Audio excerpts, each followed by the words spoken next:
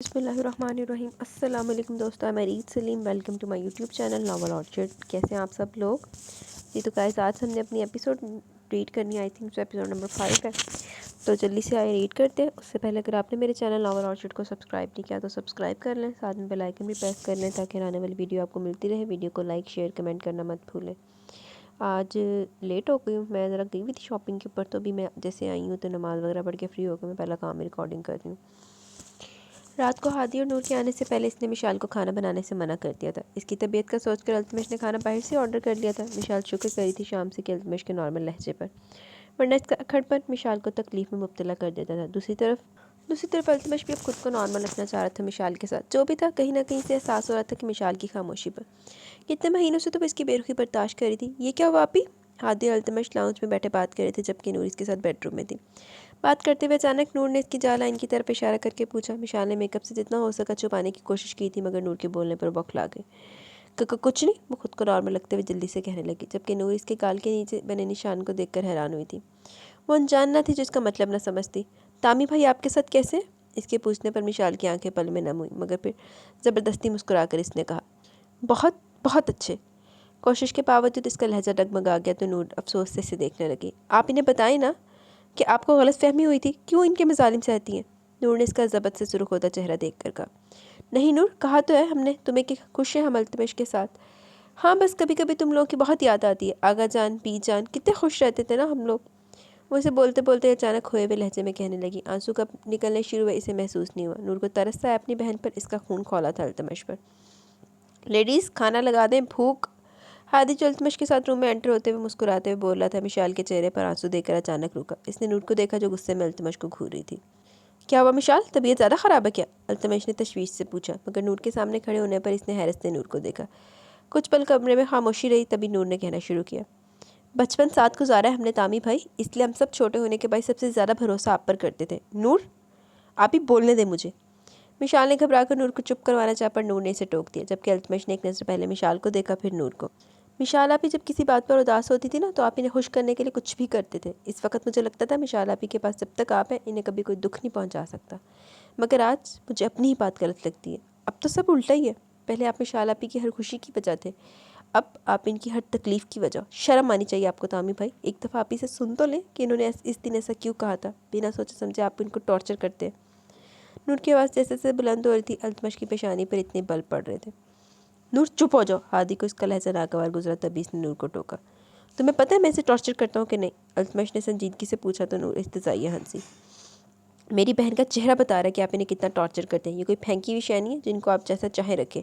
बीवी है आपकी, तो लिहाजा तरीके से रहा करें इनके साथ। आपका आप ही के साथ सलूक देखकर कहीं से लगता ही नहीं कि आप एक वेल एजुकेटेड इंसान है। मुझे तो आप में और इन गिरे हुए शोहरों में कोई फ़र्क नहीं लगता जो अपनी बीवियों को किसी खरीद गुलाम का दर्जा देते हैं। नूर बस करो यार। अब की बार हादी ने सख्ती से कहा तो वो चुप होगी, पर नज़र इसकी अभी भी अल्तमश पर थी जो सख्ती से लब भेंचे लहू रंग आँखों से मिशाल को देख रहा था। हम खाना लगाते हैं। मिशाल ने अपने आंसू पोंछते हुए माहौल को ठीक करने के लिए फिर रूम से निकलने लगी। नहीं मिशाल, अभी नहीं, हम फिर कभी आएंगे। अच्छा खासा माहौल ख़राब होने की वजह से हादी ने नूर को तासुफ से देखते हुए कहा, हो सके तो अब ना ही आना। ओए होए, बेइज्जती जी नहीं होगी? अल्तमश ने भारी लहजे में कहा तो हादी को सुबकी हुई। चलो। इसके बोलने पर नूर इसके पीछे हो ली। वैसे सुनाइयाँ तो सही है उन्हें नूर ने, लेकिन चवल मार गई। पर जाते जाते वो ये कहना ना भूली, शर्म आती है आपको अपना भाई कहते हुए? इसके लफ्ज़ों पर अल्तमश के जिस्म में जैसे झक्कर से चलने लगे। वो खुद पर ज़बत के तेज़ कदम उठाता रूम से निकला, जबकि मिशाल वहीं सोफे पर गिरने के अंदाज में बैठी थी। ये नूर क्या कह गई थी? अब जाकर तो अल्तमश का रवैया सही होने लगा था। वो अपना सर थाम कर बैठ गई। तुम अपनी तमीज़ भूल गई हो क्या? गाड़ी ड्राइव करते हुए हादी ने भेजी हुई आईब्रो लिए नूर से पूछा। जो मेरी बहन को तकलीफ़ देगा मैं इससे इसी तरह बात करूँगी। इसने रोड पर नजरें जमाए कहा। तुम्हें मिशाल ने कुछ कहा था भाई के बारे में? हादी के पूछने पर नूर ने हादी को देखा। आप ही ने कुछ नहीं कहा, पर इनके बुझे चेहरे को देखकर साफ पता चलता है कि तामी भाई का आप ही के साथ रवैया ठीक नहीं है। मैंने पूछा तुम्हें मिशाल ने कुछ कहा था भाई के बारे में? अब की हादी ने अपने लफ्ज़ों पर जोर देते हुए पूछा तो नूर खामोश होगी। हादी को पछतावा हुआ इसे साथ लाने पर, क्योंकि आज इतने दिनों बाद इसने अल्तमश का मूड खुशगवार देखा था। वो काफ़ी देर से बालकनी में खड़ा सिगरेट की कश ले रहा था। कितनी मुश्किल से वो अपना दिल मिशाल की तरफ से साफ करके इसकी तरफ पेशकदमी करने का सोच रहा था। पर आज जो नूर ने इसे कहा, इसके बाद से इसे शदीद नफरत महसूस हुई मिशाल से। मतलब वो लड़की खुद को मजलूम जाहिर करके हर किसी की नज़र में इसे गिराना चाह रही थी। तो तू हैंग गिरिया हो या? आज नूर ने इसे सुनाया, कल को अगर वो इसे हैदर विला लेके गया तो वहाँ अपना ही नाटक रचाएगी। नूर को वो हानिया की तरह मानता था, पर आज इसने जिस लहजे में इसे बदतमीजी की थी, इसका बस नहीं चला कि मिशाल का मुंह तोड़ कर रख दे। अभी वो इन्हीं सोचों में था कि मिशाल हिम्मत करके इसके पास गई। अल्तमश, खाना खा ले। इसकी चौड़ी पुश्त को देखकर मिशाल ने घबराहट पर काबू पाते हुए कहा। इसके बोलने पर अल्तमश का हाथ रुका था, फिर अचानक गर्दन घुमाकर इसने मिशाल को देखा। इसकी अंगारा बरसाती आंखों को देख मिशाल डर के 2 कदम पीछे हटे। हम खाना लगा रहे हैं, आप आ जाए। वो जल्दी से बोलकर निकलने लगी, तभी अल्तमश ने इसे बारू से दबोच कर अपने सामने खड़ा किया। मिशाल की वहशत बढ़ी थी इसे फिर इसी रूप में देखकर। क्या हुआ स्वीटी, डर क्यों रही हो? अभी तो मैंने तुम्हें कोई टॉर्चर नहीं किया। अल्तमश ने लफ्ज़ टॉर्चर पर जोर देते हुए कहा तो मिशाल के आंसू गाल पर फिसले। अच्छा खासा इसका रवैया ठीक हो रहा था, पर अब इसके सुरख गाल पर फिसलते आंसू अल्तमश ने अपने अंगूठे से तकरीबन रगड़ दिए। मिशाल के मुंह से सिसकी निकली थी। यही यही दिखाकर तुमने नूर से हमदर्दियाँ बटोरी होंगी। इसके सर्द लहजे पर मिशाल की रीढ़ की हड्डी सनसनाई। वो आंखें फैलाई इसे देखने लगी। अगले पल अल्तमश ने उंगली में दबी जलती सिगरेट इसके कान की लो पर मस ली थी। मिशाल ने अजियत से आंखें मींची, अपनी चीख पर मुश्किल रोकी। जा तेरे अपने हाथ सड़न, बेगैरत दे। वो मचल कर इससे दूर होने लगी, तभी अल्तमश ने जोरदार थप्पड़ इसके गाल पर मारा। वो लड़खड़ा कर नीचे गिरी थी। इसका दिमाग माऊफ होने लगा। पहले बुखार और इस पर अल्तमश के भारी हाथ का थप्पड़ सच में इसके 14 तबक रोशन कर गया। इसके संभलने से पहले अल्तमश इसका बाजू पकड़कर इसे कमरे में लेकर आया और झटके से इसे छोड़ा तो मिशाल गिरकर पीछे खिसकने लगी। होंठ का किनारा फट चुका था जिस पर से खून निकल रहा था। सच सच बताओ, क्या ड्रामा किया तुमने नूर के सामने? क्या कहा था तुमने इससे? वह इसकी तरफ बढ़ते हुए पूछ रहा था, जबकि मिशाल इसके कदम देखते हुए लरसती हुई पीछे से रखने लगी। जब अल्तमश ने झुककर इसके बाल जकड़े तब वो खुद पर काबू न रख पाई। बेसाख्ता इसके मुंह से चीख निकली थी। कुछ पूछ रहा हूँ तुमसे, वो कुर्राते हुए पूछने लगा। अल्तमश, कसम से हमने कुछ नहीं कहा। हमने तो, वो कपकपाते हुए बताने लगी। बकवास बंद करो, तुमने कुछ नहीं कहा। और वो यूं ही मुझसे ये सब बोलकर चलेगी। इसकी थाड़ पर मिशाल सहम कर हिचकियों से रोने लगी। वो बेबसी से सोचने लगी कैसे से यकीन दिलाई इसने कुछ नहीं किया कहा था। तभी अल्तमश का दूसरा थप्पड़ इसका दिमाग सुन कर गया। आंखों के सामने धुंधलापन छाया था। मिशाल ने बमुश्किल आंखें बंद करके खोली, मगर कुछ साफ नहीं दिखा। अल्तमश इसके निठाल वजूद को बाजू से उठाकर सोफे पर फेंकता हुआ बाहर चला गया। मिशाल ने बंद होती आंखों से सितमगर की पुश्त को देखा, जिसका पल पल बदलता रवैया इसे अंदर से ख़त्म कर रहा था। सुबह खुद पर कुछ भारी महसूस करके इसकी आंखें खुली। नूर ने नज़र घुमाकर देखा तो हादी का एक बाजू इसके ऊपर था। नूर ने इसे हटाने की कोशिश की तो हादी से मुकम्मल अपनी गिरफ्त में लेकर सोता बना। वो बुखलाते हुए इसके बाजू पर नोचने लगी। आउच! हादी ने बिलबिलाते हुए इसे छोड़ा तो वो उठकर बैठ गई। जालिम लड़की, सही कहा था मैंने तुम्हें, चुड़ैलो बिल्कुल, इसने अपने बाजू को देखते हुए चिढ़कर कहा। जब पता है कि चुड़ैलो तो ऐसी हरकतें क्यों करते हो? नूर ने इसे घूरा। कैसी हरकतें? इसकी बात पकड़ते हुए हादी अनजान बनकर पूछने लगा तो नूर गड़बड़ा गई। पता नहीं, वो जल्दी से बोलकर बेड से उठने लगी, तभी हादी ने इसे कमर से पकड़कर वापस बेड पर लटा और इस पर झुक गया। नूर हड़बड़ाकर इसके सीने पर हाथ रखे से दूर करने लगी। हादी छोड़ो, क्या कर रहे हो? इसने गुस्से से कहा तो हादी मुस्कुराने लगा। अभी तो कुछ किया भी नहीं टिड्डी, और छोड़ूंगा एक शर्त पर। हादी ने मुस्कुराहट छुपाते हुए कहा तो नूर इसे घूर करेगी। अब कौन सी शर्त है? इसने तपते हुए पूछा, लेकिन हादी के फिर गाल पर उंगली रखने से इसके जहन में कल का वाक़या है। वो समझ गई हादी कल वाली हरकत फिर दोहराएगा, इसलिए मुस्कुराते हुए हल्का सा सर उठा इसके करीब हुई और आंखें बंद किए इसके गाल पर होंठ रखने लगी।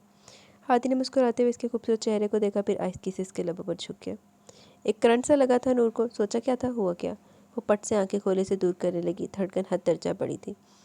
इसने घबराहट में हादी के बाजू पर मुक्के मारे, तभी वो झटके से दूर होता हुआ उठा और खड़ा होकर ज़ोर से हंसने लगा। जितना कड़वा बोलती हूँ, पता नहीं था इतनी मीठी होगी। हादी के बेबाकी से बोलने पर इसका चेहरा टमाटर की तरह सुर्ख पड़ा। छिछोरे कहेंगे। नूर ने किलसते हुए कुशन उठाकर इस पर फेंका, मगर इससे पहले वॉशरूम में गायब हो गया। इसकी भूरी सुर्ख आंखें बहुत ज़्यादा रो चुकने की कमाजी करी थी। अच्छा अगला सीन आ गया। नरम रोई जैसे गालों पर उंगलियों के निशानात बिल्कुल वाज़ेह थे। सुरक्षितवा नाक, जबकि कटावदार गुलाबी लब। तकलीफ सबत करने के चक्कर में भींचे हुए थे। दोनों हाथों से अपना दायां पाँव पकड़े वो पिछले 5 घंटों से एक ही पोजीशन में बैठी हुई थी। आदि से इसके अपने बहुत शिद्दत से याद आ रहे थे जो इसकी तरह सी तकलीफ पर परेशान हो जाया करते थे। अपने से याद आया, वो सितम कर भी तो इसका अपना था, इसके हर दुख सुख का साथी। पर क्या अपने ऐसे होते हैं जो आपको तकलीफ देकर भी सुकून से रह लेते हैं? अभी वो इन्हीं सोचों में गुम थी कि क्लिक की आवाज़ से फ्लैट का दरवाज़ा खुला। कदमों की चाप पर भी इसने नज़र उठाकर देखने की जहमत न की, और देखती भी क्यों? इसे मालूम था कि आने वाला कोई और नहीं बल्कि वही था, इसका नाम नेहात शौहर। बेगैरत किस्म का शौहर, चवल किस्म का शौहर। वो फ्लैट का दरवाज़ा खोलकर अंदर दाखिल हुआ। मुश्किल से 3-4 कदम ही बढ़ाए थे कि वो इसे लाउंज के बीचों बीच इसी हालत में बैठी नजर आई जैसा वो इसे सुबह छोड़ कर गया था। वो कल रात से भूखा था और थका हुआ भी था और रात ही लंच करने का इरादा रखता था। इसने घड़ी में टाइम देखा जो दोपहर के 2 बजा रही थी। यानी वो सुबह से यूँ ही बैठी है तो यकीनन खाना भी तैयार नहीं किया होगा। यकयक इश्तियाल की शदीद लहर इसके वजूद में दौड़ गई। जब मर जाके बेगैरता तेरे वास्ते खाने जहर दे विच जहर पा के रख दी, ये नीला थोथा तैयार करके रख दी तेरे वास्ते। वो मजबूत कदम उठाता हुआ इस तक पहुंचा और इसके बालों को तकरीबन दबोचते हुए इसका चेहरा ऊपर किया। दर्द की एक लहर मिशाल के सर में सरायत कर गई। मुंह से हल्की सी चीख निकली। इसने अपनी सुर्ख आंखें उठाकर अल्तमश की आंखों में देखा। शनासाई की कोई रमक न थी इनमें। अजनबियत और नफरत से भरपूर इन आंखों में देखना मुहाल था। तभी नजरें झुका ली। अगले लम्हे अल्तमश की आवाज़ उभरी, कुछ ज़्यादा ही आराम तलब नहीं हो गई हो तुम? लहजे में बेपनाह नफरत समोए अल्तमश ने कहा, ये प्लीज़ हमारे बाल छोड़ दें।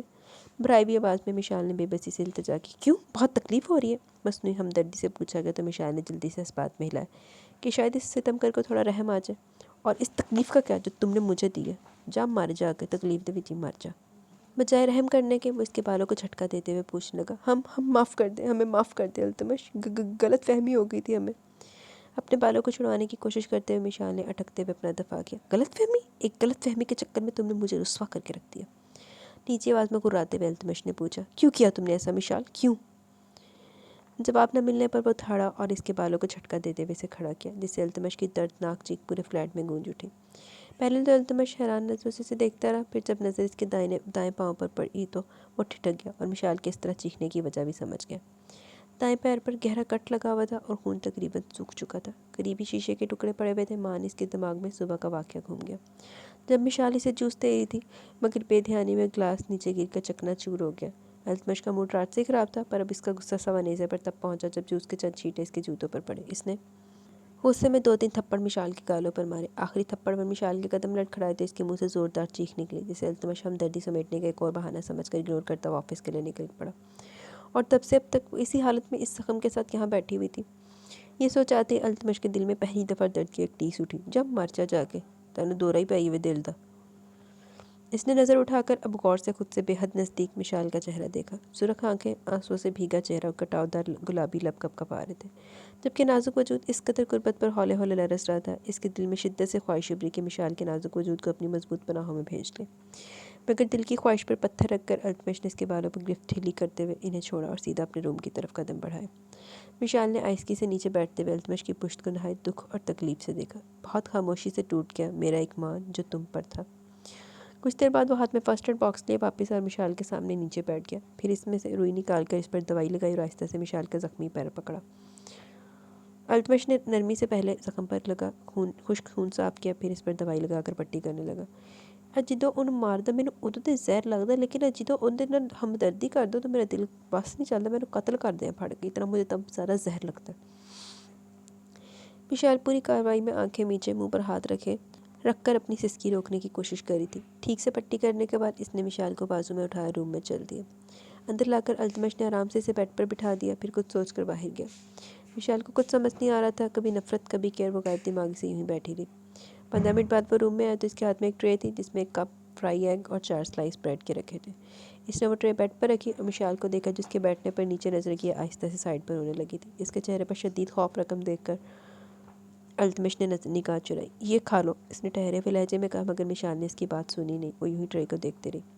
दिल में डर था कि कब अचानक किसी बात पर वो बदले और कल की तरह फिर मारे। इसकी कैफियत समझते हुए अल्तमश ने गहरा सांस लिया, फिर खुद दरवाज़ा बनाकर इसके करीब किया। वो खौफजदा नज़रों से इसको देखने लगी। खाओ। इसका नरम लहजा महसूस करके मिशाल की आंखों से आंसू गिरे। इसने आइसकी से आगे होकर नवाला मुंह में लिया, फिर अल्तमश ने खुद ही से खिलाना शुरू कर दिया। एक स्लाइस खाकर पीछे हट गई तो अल्तमश ने चाय का कप इसे थमा। इसके डर से मिशाल ने थोड़ी बहुत चाय पी, फिर कप वापस रख दिया। ट्रे वापस किचन में रखकर बाहर बॉक्स से एक पिल निकाल कर इसे दी। वो खामोशी से बिल मुँह में डालकर पानी से घोंट गई। सारी इकट्ठियाँ पाला तेरे जैन तो तेरे जाबत जान छुट जाएगी। तभी से लटाकर अल्तमश ने इस पर कम्फर्टर सेट किया और रूम से निकलता चला गया। वो जानता था रात को इसने कुछ ज़्यादा ही रिएक्ट कर दिया था, पर क्या करता अपने गुस्से का, जिस पर वो कंट्रोल नहीं रख पाता था। मर जावे गुस्से दे नाल ही, या उन्हें एक बारी कत्ल कर देवे। अभी वो मिशाल को स्लीपिंग पिल इसलिए खिलाकर आया था ताकि कुछ देर सोकर वो थोड़ा रिलैक्स हो जाए। लौंती हानिया आगा चंद सामान साहब के रूम में आए थे, पर वहाँ हानिया को खामोश बैठे देख इसे पुकारते वहीं सोफे पर बैठे। इनके पुकारने पर हानिया ने गर्दन मोड़कर इन्हें देखा। क्या सोच रही है मेरी पोती? इन्होंने नरम लहजे में पूछा तो हानिया उठकर इनके पास आई। आगा जान, बाबा कब ठीक होंगे? इसके उदास लहजे पर आगा जान भी चुप हो गए। एक बेटा पहले खो चुके थे, अब दूसरे को इस हाल में देखकर इनका दिल भी दुखता था। जल्द ठीक हो जाएगा बेटा, इन्होंने जमान साहब के साख्त वजूद को देखकर अफसुर्दगी से कहा। मिशाल आप ही की वजह से मेरे पापा की हालत होगी है, मैंने कभी माफ़ नहीं करूँगी आगा जान। हानिया की नम आवाज़ पर हैदर साहब ने इसे देखा जो आंखों से तेजी से निकलते आंसू को पोंछ रही थी। माफ़ तो मैं भी नहीं कर पाऊँगा इसे, इन्होंने आहिस्ती से कहा। इन्होंने ऐसा क्यों किया था? क्योंकि इसे घमंड होने लगा था खुद पर कि वो कुछ भी गलत करेगी, लेकिन हम लोगों को कोई फ़र्क नहीं पड़ेगा क्योंकि हम सबको तो इससे बहुत मानते थे। हानिया ने अचानक पूछा। इसकी बात कमरे में आती आलिया बेगम ने सुनी तो उन्होंने तल्खी से कहा, मिशाल आपी मेरी बद्दुआ है कि आप तड़पो, बहुत तड़पो। तू बद्दुआ बाद चो जितने पहले तड़फ रही, तेरा जेन पर एक बद्दुआ दी सूरत उन्हें मिलते क्या। हानिया ने जमान साहब को देखकर रोते हुए सोचा। बात सुनो, रात को हादी जमान साहब के रूम से आया तभी नूर ने कुछ सोच कर इसे पुकारा। बोलो। वो बेड पर इसी के साथ बैठा।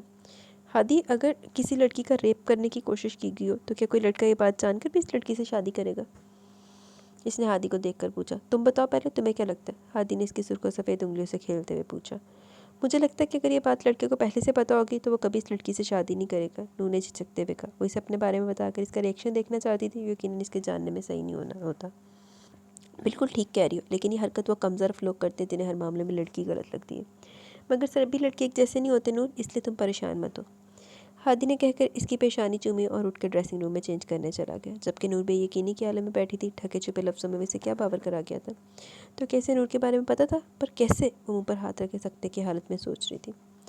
रात को सोफे पर बैठा वो खामोशी से मिशाल को देख रहा था, जो स्लीपिंग पिल के ज़ेरे असर अभी तक सो रही थी। आज कांच से जिस पूरी तरह इसके पैर पर कट लगा था, अगर वो लंच पर ना आता तो यकीनन इसी तरह मिशाल बैठे रहती। बेसाख्ता से शर्मिंदगी ने आ घेरा। मर जा शर्मिंदगी दे बेची। वो ऐसा तो ना था, इतना सालिम। पहले तो मिशाल को ज़रा सी खरोच भी आने देता था, पर अब शाम को वो सफियान से मिला था, तभी इसने अल्तमश को अपनी भाभी का बताया, जो उसके भाई से सिर्फ ज़्यादा बहस होने की वजह से लड़कर मैके चली गई थी और अब तलाक का मुतालबा करने लगी थी। तब इसके जहन में अचानक मिशाल का ख्याल आया था। वो तो इसकी देवी हर अजियत बर्दाश्त करती थी, फिर भी आगे से कुछ नहीं बोलती। कुछ सोचकर वो उठा और बेड पर मिशाल के बराबर में आकर बैठ गया। इसका बुखरा हुलिया देखकर अल्तमश के गले में गिल्टी सी उभरी। वो लड़की सादगी में कितनी पुरकशिश ज़िंदगी से भरपूर लगती थी, और अब इसका क्या हशर करके रख दिया था अल्तमश ने। चेहरे पर उंगलियों के निशानात पर आहिस्ती से इसने हाथ फेरा, फिर होंठ के सुजे हुए किनारे पर अंगूठे से सहलाया। वो लड़की ज़रा सी तकलीफ में रोने वाली अब इसकी दीवी इतनी अज़ियतें चुपचाप बर्दाश्त करती थी। वो तो इसके लिए कोई ऐसा लड़का ढूंढना चाहता था जो इसे हमेशा खुश रखे, पर अब इसने खुद क्या किया था मिशाल के साथ? अल्तमश ने दुख से अपनी आंखें मीच कर खोली। जो दफ़ा हो जाकर लान दिया फटकारिया। इसने आहिस्ता से झुककर मिशाल की पेशानी पर अपने लब रख दिए, फिर अपनी कशादा पेशानी इससे टकाते हुए अल्तमश ने आंखें मूंद ली। सॉरी। इसके लब फड़फड़ाए थे, तभी अपने ऊपर वजन महसूस करके मिशाल ने कसमसा कर आंखें खोली। हाँ, तेरे सॉरी ना हर तकलीफ का मदावा होइएगा ना, जो दे सॉरी ना तेरी तकलीफा का मदावा नहीं हो सकता, तो तेरी सॉरी ना भी किसी तकलीफा का मदावा नहीं हो सकता। अल्तमश को खुद के इससे नज़दीक पाकर वो हड़बड़ा कर उठी। आलम हैरत में खुली इसकी भूरी आंखों को देख बेसख्त अल्तमश ने निगाह फेरी। दर्द कैसा अब? इसके नरमी से पूछने पर एक और झटका लगा था मिशाल को, फिर जल्दी संभल कर इसने कहा, ठीक है। ये कहकर उठने लगी, तभी अल्तमश ने कंधों से पकड़ के इसे वापस बिठा दिया। मिशाल डरी थी कि अब फिर कोई इतनी तकलीफ़ देगा इसे। अभी चलो, नहीं तकलीफ़ होगी, इसने संजीदगी से कहा। तो मिशाल ने शिकवा के निगाहों से इसे देखा। हमारी तकलीफ़ की कब से परवाह होने लगी आपको? इसकी नम आवाज़ पर अल्तमश ने एक नज़र इसे देखा। बैठो, मैं खाना लेकर आता हूँ। थोड़ा जहर भी मिला कर लाया हुई, तेरे वगैरह गांद को तो जान छुटे होती। वो बोलकर रूम से निकल गया। मिशाल ने तासुफ से इसकी पुश्त को देखा। जानती थी वो ये सब कुछ देर के लिए, क्योंकि अपने पुराने टाउन में आने में वो ज़रा देर नहीं लगाता था। खाना इसने बाहर से ऑर्डर किया, अपना मिशाल का खाना वो बेड में पर ही ले आया था। दोनों साथ खाना खा रहे थे, बल्कि कहना सही होगा सिर्फ वो खा रहा था, क्योंकि मिशाल हैरत से इसको खामोशी से खाता देख रही थी। वक्त तक चुप क्यों था? खाने के दरमियान अल्तमश ने अचानक नज़र उठाकर देखा तो बखलाकर जल्दी से खाने लगी। तुझसे कोई मिलने आया? हवलदार की सख्त आवाज़ पर वजदान ने मुंदी आंखें खोली। ये सुबह सवेरे कौन तंग करने आया? इसने चिढ़कर सोचा, पर सामने आया बाया पहने किसी लड़की को आता देखे से शदीद हैरत हुई। कौन? जब वो यूं ही खामोश रही तो वजदान ने झंझलाकर पूछा। तभी इसने ज़रा सा निकाब हटाया। तुम यहाँ क्यों आई हो?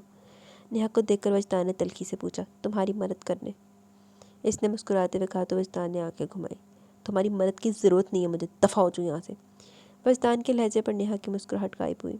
ज़रा अकड़ मत दिखाओ, भूलो मत कि मैं ही एक ज़रिया हूँ जिसकी वजह से तुम यहाँ से आज़ाद हो सकते हो, इसने तप कर कहा। तो वजदान हंसा। तुम और मुझे आज़ाद करोगी? वैसे इसके पीछे भी कोई मतलब ही होगा तुम्हारा। वजदान ने तंजिया लहजे में पूछा। हाँ बिल्कुल, तुम जानते हो सिर्फ एक ही मतलब हो सकता है मेरा, विशाल की मौत। नेहा के रसानियत से कहने पर वजदान के जबड़े भींचे। आओ तेने मारन दिंदा, अपना मुंह बंद रखो, विशाल को ज़रा भी तकलीफ दी ना तो बख्शूंगा नहीं मैं तुम्हें। वो सुरख आंखों समेत गुर्राया था। तो फिर निकल कर खुद ही कुछ ऐसा करो कि तामी से छोड़ दे, क्योंकि मुझे कुछ भी करके बस तामी चाहिए, नेहा ने तलखी से कहा। तामी ना होगी तेरी को टॉफ़ी होगी तेन फिर जावे तेन। फिलहाल तुम कुछ भी करके मुझे पहले इस जगह से निकालो, वजदान ने कोफत से इधर देखते हुए कहा। करती हूँ कुछ, नेहा बोलकर चली गई, जबकि वजदान का दिमाग को शैतानी मंसूबा सोच रहा था। है ही शैतान। नूर, रेहाना बेगम के साथ नूर बैठी सब्जियां काट रही थी, तभी उन्होंने आहिस्ता से पुकारा। जी अम्मी, इसने मसरूफ़ अंदाज में कहा। तुम और हादी परसों विशाल से मिलने गए थे ना? इनके पूछने पर नूर का हाथ रुका था। इसने अपनी माँ को देखा, जिनके चेहरे पर परेशानी के तासुरात थे। आपको कैसे पता? इनको देखते हुए नूर ने पूछा। मुझे लगा। अब बताओ कि गए थे ना तुम दोनों? अब क्या मुकम्मल इसकी तरफ मुतवज्जो हुई थी। जी, इसने मुख्तसर सा जवाब दिया। कैसी है वो? इन्होंने किचन के दाखिली दरवाजे हिस्से पर एक नज़र डालकर पूछा। जिंदा है, इसके ठंडे लहजे पर और परेशान हुई। नहीं तो उन लोगों की फिक्र करने की जरूरत है, जिंदा है मर गई हूँ पूछने वाली तू कौन होनी है? आई तू बड़ी माँ मामा तेरे बकरियाँ होती हैं? क्या मतलब? नूर बताओ ना कि वो ठीक है या नहीं। इन्होंने टेंशन से पूछा तो नूर चंद पल खामोश रही, फिर कहने लगी। मुझे लगा था कि आप लोग भले मिशाल आपी की गलती पर इन्हें माफ़ नहीं करें, पर तामी भाई ज़रूर इन्हें जल्द माफ़ कर देंगे और आपी को खुश रखेंगे। पर वहाँ तो मेरी तवक्का के बरक्स ही था अम्मी। तामी भाई आपी के साथ बिल्कुल अच्छा सलूक नहीं करते। वो रो रही थी। इन्होंने मुझे तो कुछ नहीं बताया, पर इनके चेहरे पर रकम तकलीफ बताती कि वो तामी भाई के साथ बिल्कुल खुश नहीं है। नूर का लहजा फीका था, जिस पर रेहाना बेगम तड़प कर रहेगी। कब तक अपना दिल पत्थर बना कर रखती? रोज़ तो इन्हें वो याद आती थी, पर आलिया बेगम और बीजान की नाराज़गी के डर से वो चुप रहती। पर कहीं इन्हें दिल में ये भी तसल्ली रहती कि वो अल्तमश के साथ खुशी होगी, आखिर को इसके बचपन का दोस्त था। लेकिन अभी नूर की ज़बानी सब सुनकर इनका ज़बर टूटा था। वो मिलना चाहती थी मिशाल से, पर मजबूरन चुप रही। तो चुप ही रहे, अपनी मजबूरियों ने बेची रहे। सुबह पैरों पर उठती शदीद तकलीफ से इसकी आंखें खुली। सामने अल्तमश बैठा इसके पैरों पर लगी बैंडेज चेंज कर रहा था। मिशाल ने बेयकीनी से इसे देखा। वो क्यों कर रहा था ऐसा? लेटी रहो, इसके उठने पर अल्तमश ने कहा, फिर बैंडेज बांधने लगा। विशाल को लगा वो पागल हो जाएगी जब अल्तमश ने इसे खुद नाश्ता करवाया। वो बेयकीनी की कैफियत में इसकी हरकत देख रही थी। आज वो ऑफिस भी नहीं गया था। मासी को देख मिशाल को डबल हैरत हुई। घर की सफाई करके जब मासी चली गई तब अल्तमश ने किचन का रुख किया। हम कर लेंगे। वो किचन में आस्तीन फोल्ड करके सब्जियां निकालने लगा जब मिशाल लड़खड़ा कर चलते हुए इसके पीछे आई। इसके हाथ में सब्जियां देखकर मिशाल ने जल्दी से कहा, तुम्हें मैंने बुलाया क्या? इसे देखकर अल्तमश ने इसके आवाज़ आते हुए कहा और इसे गोद में भरकर कमरे में लिया। खबरदार झूठी यहाँ से। हाँ तेरे वगैरह इधर रिएक्ट कर रहे हैं जिधर तेरे तो सगा कोई है ही नहीं। लानती जाहल। मिशाल को बेड पर बिठाकर इसने सख्ती से कहा तो बेसाख्ता मिशाल नजर झुका गई। इसे फ़ोन करके वो वापस किचन में आया। फ़ोन निकाल कर सबसे पहले इसने यूट्यूब पर पास्ता की रेसिपी देखी, फिर इसको देख कर काम करने लगा। सब्ज़ी जैसी जैसी काट कर अल्तमश ने चढ़ाई, फिर पास्ते का पैकेट निकाला। पास्ते का पानी बॉयल करने के बाद इसने चूल्हे पर रखा ही था तभी इसका फ़ोन रिंग करने लगा। हेलो। हादी का नंबर देखकर इसने कॉल रिसीव की। भाई मैं अरशद को फ्लैट पर भेज रहा हूँ, आप इसे आज की डील की फ़ाइल दे दें। हादी को इसने सुबह ही अपने ऑफिस न आने का बता दिया था। अच्छा ठीक है कहकर अल्तमश ने फ़ोन रखा, फिर रूम में गया और वार्डरोब की ड्राज में फ़ाइल ढूंढने लगा। मतलूबा फ़ाइल मिलने पर मुड़ा, पर मिशाल को बेड से खड़े होने की कोशिश करता देख इसके पास आया। तुम्हें मना किया ना मैंने उठने से, इसने संजीदगी से कहा। तो मिशाल ने बेचारगी से पानी की खाली जग की तरफ इशारा किया। इसकी बात समझ कर अल्तमश ने गहरा सांस लिया, फिर जग उठाकर रूम से चल दिया। कुछ देर बाद जग में पानी भरे हुए रूम में दाखिल हुआ और ग्लास में पानी निकाल कर मिशाल की तरफ बढ़ाया। लान दिया चूल्हे तो तभी कुछ रख के आया, उन्हें भी जाके देख ला। इसका ये अच्छा रवैया मिशाल को अजीब लगा। वो बारहा दिल में डर लिए बैठी थी, क्योंकि हमेशा अच्छे रवैये के बाद फ़ौरन बाद वो अपने टोन में आता था। यही सोचते हुए वो पानी पी रही थी, तभी अचानक इसे फांस लगा। ग्लास दूर करके वो ज़ोर से खांसने लगी। अल्तमश जो इसे पानी पीता देख रहा था, मिशाल को खांसता देख इसकी पीठ थपकने लगा। लड़की आराम से पीना चाहिए था। खांसते खांसते इसकी आंखें सुर्ख हो गई तो अल्तमश ने तशवीश से कहा। मिशाल ने नाम पलकें उठाकर इसे देखा। इतनी परवाह मत करे। इसकी भराई आवाज़ पर अल्तमश ने इसकी आंखों में देखा। इसकी भूरी आंखों में अजियत देख अल्तमश को तकलीफ हुई थी। सुर्ख आंखों में अजीब सा तिलिस्म था जिसे अपनी लपेट में लेने लगा, जबकि मिशाली से मुसलसल अपनी तरफ तख्ता पाकर निकाह फेर की। तभी कुछ जलने की बदबू पर अल्तमश के दिमाग में झमाका हुआ। वो भागता हुआ किचन में गया। पानी उबल उबल कर कम हो चुका था, जबकि सब्जियां जलकर पतीले से चिपक चुकी थी। अल्तमश ने जल्दी से चूल्हा बंद करके गर्म पतीले को उठाया। अगले लम्हे इसने जल्दी से इसे छोड़ा। शिट। अपने जले हुए हाथ को देखकर इसके मुंह से निकला। माँ ने इसके जहन में वो रात आई जब वो सिगरेट से मिशाल के कंधे पर दाग रहा था। जलने से इसे थोड़ी तकलीफ हुई थी हाथ पर, तो इस रात मिशाल पर क्या बीती होगी, ये सोच आते इसे नए सिरे से शर्मिंदगी हुई। चुल्लू भर पानी दे विच डुब के मर जाए, बल्कि किसी पासे ना जाके गटरां दे पानी दे विच छाल मार दे। हमारी ना गली के एंड पे गटर खुला हुआ, वहाँ पे आ जाओ, ओपन अपॉर्चुनिटी है, तुम्हें धक्का दे के ना तो गटर ढक्कन लगा देंगे। तो इससे बैल की आवाज़ पर वो सर झटकते हुए गया, अरशद को फाइल देकर फिर पास्ता बनाने लगा। शाम तक इसका काम ख़त्म हुआ। मत खाओ। एक स्पून खाते इसे नमक बहुत तेज़ लगा। तब इसने मिशाल को कहा, जो रगबत से पास्ता खा रही थी। इसके बोलने पर मिशाल ने इसे देखा। तुम कैसे खा रही हो? नमक बहुत तेज़ है इसमें, बिल्कुल अच्छा नहीं लग रहा। ये छोड़ो, मैं बाहर से ऑर्डर कर देता हूँ। इसे सुबकी हुई थी, तभी जल्दी से इसके पास से प्लेट उठाते हुए अल्तमिश ने कहा, नहीं ठीक है अल्तमिश, अच्छा है। मिशाल ने बौखलाकर जल्दी से कहा, अरे नहीं, बिल्कुल अच्छा नहीं है। वह कहते हुए प्लेट्स उठाकर ले गया। इसका नरम लहजा और रवैया मिशाल को बारहा पुराना अल्तमिश याद दिला गया। आखिर क्यों वो अचानक इसके साथ अच्छा सलूक करने लगा था? कल ही तो वो इससे नफरत का इजहार कर रहा था। इसका सर दर्द करने लगा। बेख्तियार मिशाल अपना सर थाम गई। क्या नूर, ये तुम्हारी गेम खेलने की उम्र है क्या? हादी ने इसे मोबाइल पर गेम खेलता देख चिढ़कर कहा और इसके हाथ से मोबाइल छीन लिया। क्या है, दो ना, नूर झंझलाकर कहते हुए इसे फ़ोन लेने लगी, मगर हादी ने हाथ ऊपर कर लिया। अब कि वो उछल कर इसका हाथ नीचे करने की कोशिश करने लगी। हाँ हाँ हाँ हाँ, यूँ ही थोड़ी ना मैं तुम्हें टिड्डी कहता हूँ। हादी इसके कद पर चोट करता हुआ हंसा तो नूर उछलना छोड़कर इसे देखने लगी। क्या हुआ? इसके मुड़कर जाने पर हादी ने इसे बाजू से पकड़कर पूछा, छोड़ो मुझे। नूर की हंसी आवाज़ पर बौखलाया। नूर, तुम नाराज़ हो गई हो? अरे मैं मजाक कर रहा था, सॉरी। नूर का चेहरा थाम कर इसने प्यार से कहा, तुम मुझे बार बार टिड्डी मत कहा करो। नूर ने रूठेपन से कहा, तो क्या कहूँ, तुम बता दो। इसने मोहब्बत पाशने से देखते हुए पूछा, फिर आहिस्ते से इसके गाल पर अपने लब रख दिए। नूर का चेहरा सुर्ख पड़ा था। तुम कुछ ज़्यादा फ्री नहीं हो जाते हो? अपनी खिफ़्फ़त दूर करने के लिए इसने जल्दी से कहा तो हादी के लब मुस्कुरा उठे। जालिम लड़की, तुम कभी फ्री होने नहीं देती मुझे। इसके बेचारगी से बोलने पर नूर ने इसे घूरा, फिर एक चप्पत इसके बाजू पर लगाकर चली गई। इसके जाने के बाद हादी ने एक लंबी आ भरी और गिरने के अंदाज में बेड पर लेट गया।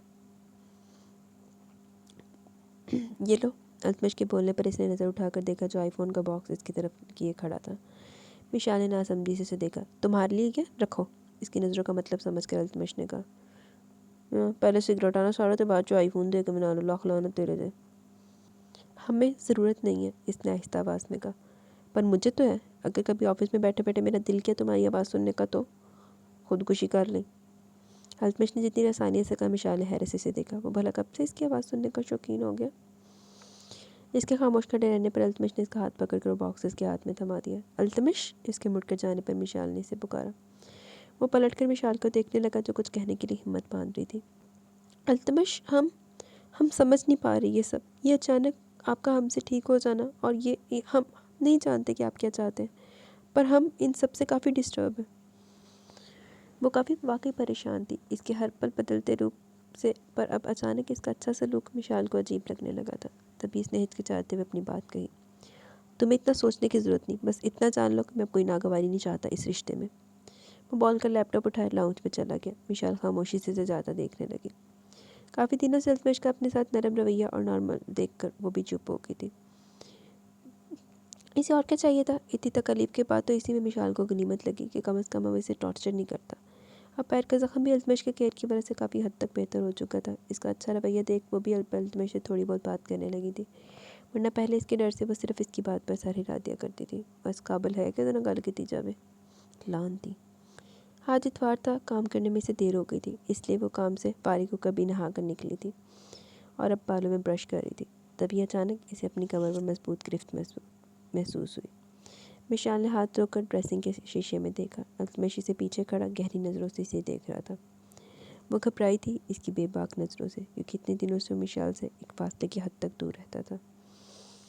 मिशाल ने बौखलाकर नज़र दूसरी तरफ दौड़ाई। बेड पर इसका दुपट्टा पड़ा था। वो अल्तमिश का हाथ हटाकर जल्दी से दुपट्टा लेने बढ़ी, पर इसने फिर मिशाल की नाजुक कमर के गिर्द अपना बाजू हाइल कर लिया और इसकी पुश्त को बिल्कुल अपने सीने से लगा लिया। एक सुकून सा उतरा था इसके अंदर मिशाल के नम वजूद को महसूस करके। वो इसकी कमर तक आते रेशमी बालों पर हाथ फेरता हुआ इनमें अपना चेहरा छुपा गया। शैम्पू की भीनी खुशबू ने इसके खुशगवार एहसास बख्शा था, जबकि मिशाल की जान पर बनाई थी जब इसे अल्तमिश के लब अपनी गर्दन पर महसूस हुए। वो हमेशा की तरह इसकी मजबूत गिरफ्त से निकलने की नाकाम कोशिश कर रही थी। तभी अल्तमिश ने झटके से इसका रुख अपनी तरफ मोड़ा। वो सुरख चेहरे समेत पूरी आंखें फैलाए इसे देखने लगी, जिसकी नज़रों की बेबाकी इसे खाइफ होने पर मजबूर कर रही थी। तभी अल्तमिश ने इसके कान के करीब आकर सरगोशी की। तुम बहुत हसीन हो। इतनी कि अपने हुस्न से मुकाबिल को घायल करके रख दो। वो मदहोशी में कहते हुए इसके कान की लो पर अपने लब रख गया।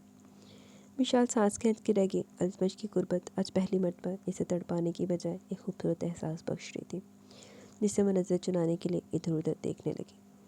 तभी अल्तमश इसका चेहरा अपने हाथ में थाम कर आहिस्ती से इस पर झुकने लगा। विशाल अपनी पागल होती धड़कनों से घबरा कर मुँह फेर गई।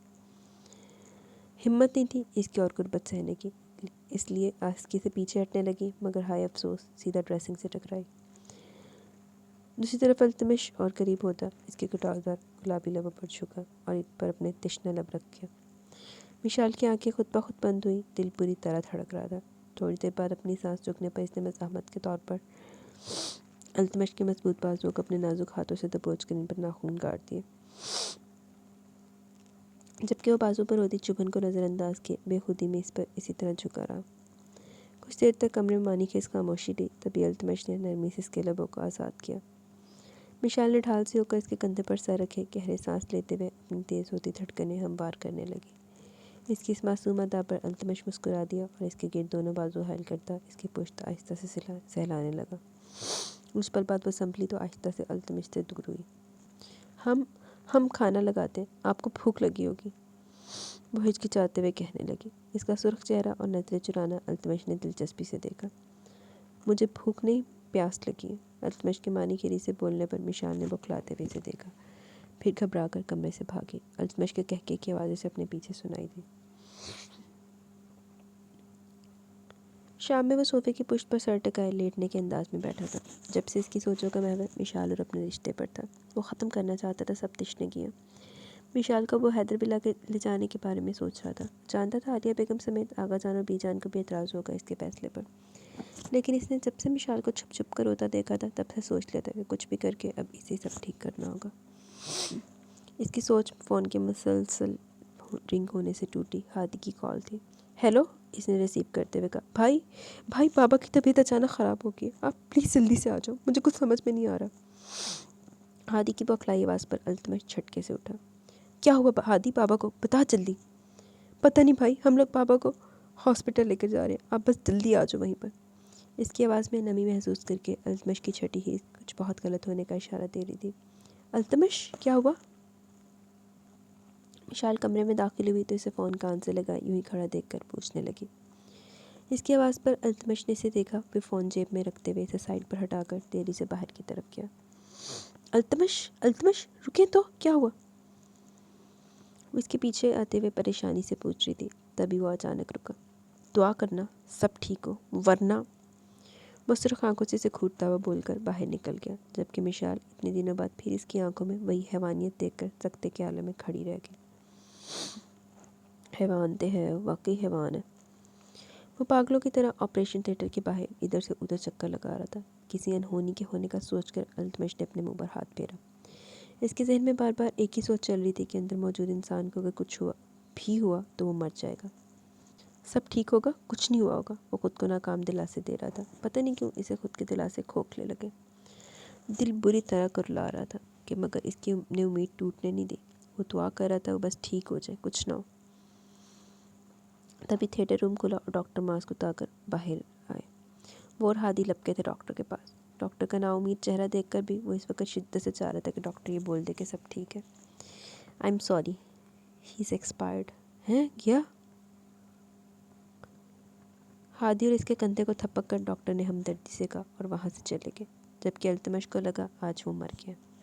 इसकी आंखें साख्त सी हो गई। बाबा, इसके लब आहिस्ता से हिले। आलिया बेगम लड़खड़ाकर बेंच पर बैठी। शौहर की जुदाई जान निकालने को थी, इन्हें यकीन नहीं आ रहा था। हादी सबत की हदों को छूते हुए अपनी आंखें सख्ती से मींच गया। तकलीफ बर्दाश्त करने के काबिल नहीं थी। जान से प्यारा बाप आज जिंदगी से हाथ हो बैठा था। हानिया, नूर की चीख पर हादी ने मुड़कर देखा। हानिया नीचे गिरी बेहोश पड़ी थी। हादी भागते हुए इसके पास गया। गाल थपथपाने पर भी जब इसे होश नहीं आया तो हादी ने इसे गोद में उठाया। अल्तमश ने आहिस्ती से गर्दन घुमाकर लहूरंग नज़रों से पीछे देखा। आलिया बेगम सदमे से बेंच पर खामोश बैठी थी, जबकि हानिया के बेहोश वजूद को हादी गोद में उठाए जल्दी से दूसरे वार्ड में ले जा रहा था। इसे अपना घर, अपना शराजा आज बिखरता हुआ लगा। सब कुछ जैसे ख़त्म हो चुका। इसके जहन में अपने कहे अल्फाज घूमे, दुआ करो कि पापा जल्द ठीक हो जाए, क्योंकि जब तक वो ठीक नहीं होंगे तब तक मेरे साथ हैदर विला का कोई फ़र्ज भी तुम्हें माफ़ नहीं करेगा। मिशाल, इसने फटकारते हुए इसका नाम लिया। बस आ गई मिशाल दी कमबख्ती फिर। फ्लैट का दरवाज़ा खोलकर वो ट्रांस की हालत में अंदर दाखिल हुआ। आज अपने बाप की मैयत देख इसका कलेजा फटने को था। हैदर विला में सभी मकीन का हाल पत्थर हो रहा था, किसी को अपना होश न था। तभी आगा जान ने खुद पर ज़ब्त किए इससे मिशाल को लाने का कहा। इसका नाम सुनकर अल्तमश के अंदर आग सी जली थी। अल्तमश, क्या हुआ? मिशाल जो लाउंज में टेंशन से बैठी थी, इसे देखकर इसकी तरफ लपकी, मगर अल्तमश की कहर भरी नज़रों को देखकर इसके कदम थमे थे, दिल थक से रह गया। अल्त, चुप! इसके फिर पुकारने पर अल्तमश थाड़ा। मिशाल सहम कर दो कदम पीछे हटी। तुम्हारी एक गलती ने आज सब खत्म करके रख दिया, सब कुछ। इसकी बुलंद आवाज़ पूरे फ्लैट में गूंज रही थी। साथ ही मिशाल की भूरी आंखें लबलब आंसुओं से भरी थी। मेरा बाप आज इस दुनिया से चला गया, सिर्फ और सिर्फ तुम्हारी वजह से। इसकी ये बात मिशाल को साख्त करने के लिए काफ़ी थी। वो बेयकीनी से अल्तमश को देख रही थी, मुंह खुले का खुला रह गया। मिशाल, तुम्हें आज मैं बख्शूंगा नहीं। वो घुराते हुए मिशाल की तरफ बढ़ा और इसे बाजू से घसीटता हुआ रूम में लाने लगा। मिशाल किसी मुजस्मे की तरह इसके साथ चलती चली कि ज़मान साहब की मौत इसके लिए किसी धचके से कम ना थी। इसे होश तब आया जब अल्तमश ने इसे बेड पर पटका। वो बौखलाते हुए इसे दरवाज़ा बंद करता देख रही थी, पर जब अल्तमश ने मुड़कर अपनी बेल्ट झटके से खींच कर उतारी तब मिशाल की आंखें फटी की फटी रह गई। वो जीत जान से लरस के इसका अगला अमल सोचकर नहीं इसका चेहरा सफ़ेद पड़ने लगा। तभी अल्तमश ने बेल्ट अपने हाथ में लपेटकर ज़ोर से हाथ को बुलंद किया। मिशाल ने चीखते हुए अपना हाथ मुंह के आगे कर लिया। इसकी दिल खराश चीख पूरे फ्लैट में गूंजी।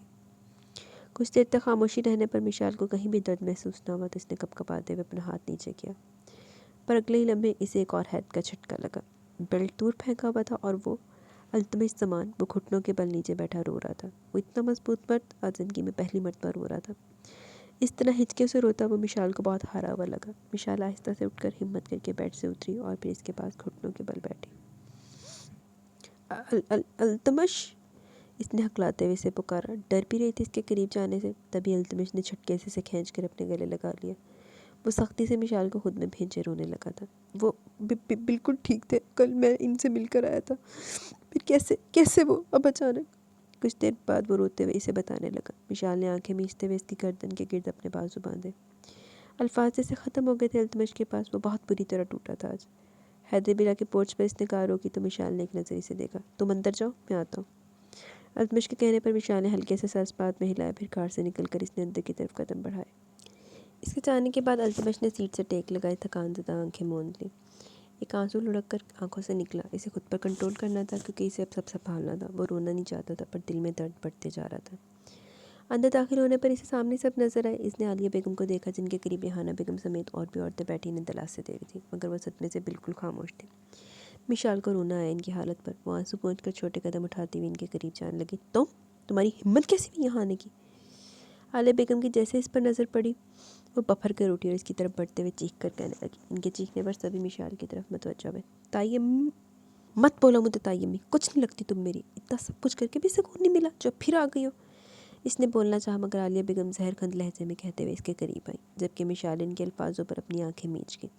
आलिया, चुप हो जाए। आगा जान ने धीमे लहजे में कहा। नहीं आगा जान, आप लोगों ने मेरी तामी से इस लड़की की शादी करवाकर पहले भी मुझे चुप करवा दिया था, पर अब नहीं। इस लड़की की वजह से मेरा शौहर इस दुनिया में नहीं रहा और आप कह रहे हैं कि चुप हो जाऊँ? आलिया बेगम ने हकारत से मिशाल को देखकर कहा। इतनी नहुसत फैलाई तुमने कि मेरा शौहर चला गया, अब क्या चाहती हो, बोलो। इसके खामोश रहने पर वो चीखी। मिशाल रोते हुए चंद कदम पीछे हटी। सब घर वाले आलिया बेगम की तकलीफ समझते हुए इस वक्त खामोश थे। निकलो इस घर से, फ़ौरन निकलो। वो इसे बोलते हुए बाहर की तरफ इशारा करने लगी। ताई अम्मी प्लीज़, वो भपक कर रोती। नहीं जानती थी एक गलत फहमी कितनी बड़ी सज़ा बनकर रह जाएगी इसके लिए। सुना नहीं तुमने क्या कह रही हूँ मैं, निकलो इधर से। अब की बार इन्होंने बोलते साथ मिशाल का बाजू पकड़कर इसे बाहर धकेला। इससे पहले वो नीचे गिरती, अल्तमश जो अंदर दाखिल हो रहा था इसे थाम गया। मिशाल ने आंसू से भीगा चेहरा उठाकर अल्तमश को देखा तो चेहरे पर कमाल का ज़बत लिया आलिया बेगम को देख रहा था। तामी बेटा, इसे निकालो इस घर से, आलिया बेगम ने अल्तमश को कहा। अम्मी अभी चुप हो जाए प्लीज़, हम सब।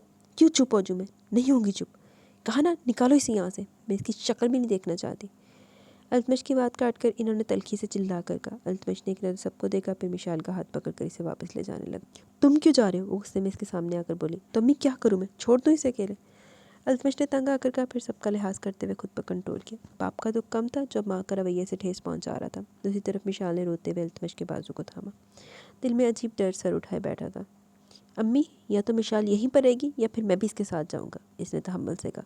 तो ठीक है, फिर समझ जाना कि आज तुम्हारे बाप के साथ साथ तुम्हारी माँ भी मर गई, वो रोते हुए गुस्से से कहने लगी। अल्तमश तड़प कर रह गया इनके जुमले पर। हादी, इस लड़की को पहुंचा कर आओ, ये अब आइंदा यहाँ नहीं आएगी, और खबरदार तामी, अगर तुम अब इससे मिले तुम्हें कसम है मेरी। इनके संग दिलाना फैसले पर जहाँ मिशाल की आंखें साख्त हुई, वहीं अल्तमश भी बेयकीनी से अपनी माँ को देखने लगा। वो कैसे इतनी बड़ी बात कह सकती थी? है रेहाना बेगम ने तड़प कर मिशाल को देखा। नूर ने भी रोते हुए सर झुका लिया। हादी, इनके फिर चीखने पर खामोश खड़ा हादी आहिस्ता कदम उठाता हुआ इन लोगों के करीब आया। बेसाख्ता अल्तमश की गिरफ्त मिशाल के हाथ पर मजबूत हुई। भाई प्लीज़ अभी छोड़ दें, सबके सामने तमाशा बनेगा। अल्तमश के हाथ न छोड़ने पर हादी ने भारी होती आवाज़ में कहा। इसने तकलीफ से मिशाल को देखा, जो आंखों में आस और डर लिए इसे देख रही थी। फिर लब फेंच कर आंखें मीचते हुए मिशाल का हाथ छोड़ दिया। मिशाल ने दुख से इसे देखा। क्यों सब इसे कसूरवार मानते थे? आखिर जब इसने गलतफहमी में आकर वो सब किया, तब सब भी तो इसके साथ अल्तमश के खिलाफ हुए थे। फिर वही अकेली क्यों जिम्मेदार थी हर सज़ा की? यही तो मेरा भी पॉइंट है। मैं मानती हूँ मिशाल गलत थी, उसने गलत किया, लेकिन ये अब जो इतने दूध के धुले सारे बन रहे हैं, ये भी तो सारे बराबर के मुलव्वस थे ना। ये लोग मिशाल को तब धुतकार देते, उसको झूठा साबित कर देते और दे देते अल्तमश का साथ। ना इन्होंने तब अल्तमश का साथ दिया, ना अब ये लोग मिशाल को छोड़ रहे हैं। ये तो हर किसी की जिसके पीछे पड़ते बस नहा धो के पड़ जाते हैं। फ़कत मुझ पर उठी उंगलियां, शहर सारा गुनाहगार था। लेकिन सब पर एक धुंधलाई नज़र डालकर वो हादी के साथ बाहर निकल गई। अपनों से इस कदर धुतकार और नफरत की उम्मीद नहीं थी इसे।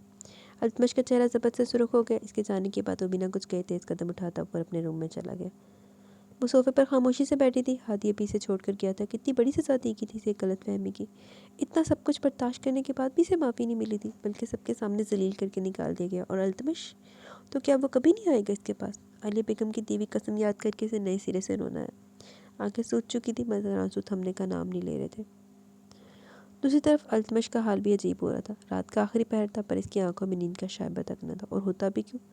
बाप के मरने का दुख अलग था, तो दूसरा मिशाल की जुदाई। इसे बहुत शिद्दत से इसकी याद आ रही थी। आहो, किसी ने मारा कुटिया नहीं होएगा। वो बांटना चाहता था अपना गम इससे, पर माँ की कसम पैरों पर जंजीर की तरह लगी हुई थी। इसने बेबसी में अपना गुस्सा पूरे कमरे पर उतार दिया। ड्रेसिंग का शीशा अलग टूटा हुआ था, बेड का हाल बिगड़ा हुआ था। सभी सामान इर्द गिर्द पड़े थे और बेड की पाइंती से टेक लगाए बैठा छत को घूर रहा था।